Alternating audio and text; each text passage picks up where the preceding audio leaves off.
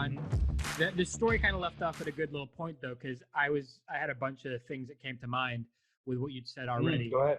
So I will let you continue the story in a sec, but the thing that struck me the most was that you said you first felt that entrepreneurial calling when you were in New York and you got that job in New York, right? Which is interesting because I'd be keen to get your thoughts on like what was it? Like what was that moment where you at least consciously were aware of it? And the second part to that is more my take on it, which is knowing you, I would say that you've always been an entrepreneur.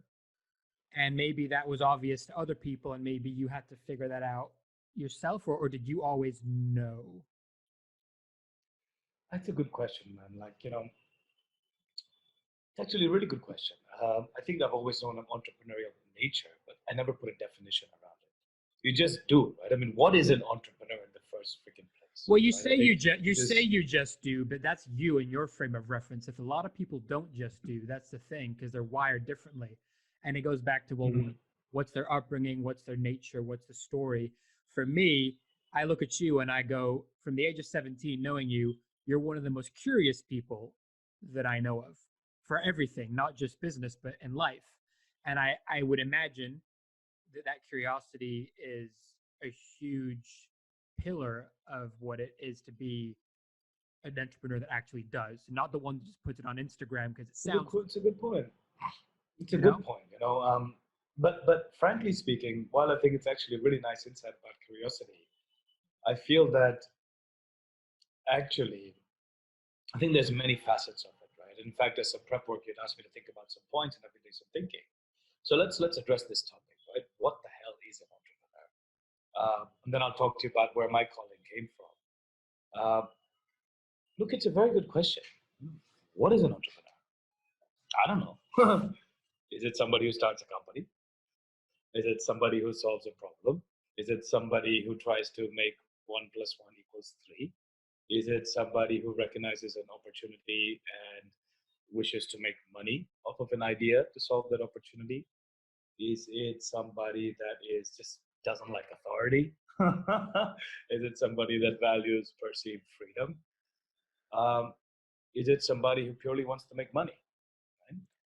I Is it mean, you could somebody go who more is macro, right? More macro than that, even just whilst we're spitballing. Is it mm, somebody who is a creator? bingo, Ashley, bingo? And I think Because then the rest of it is this like is it. sub strands. The rest of it, that depends on the That's it. person. If it's money or raising funding or whatever the stuff you said, that's going to be totally dependent on the individual.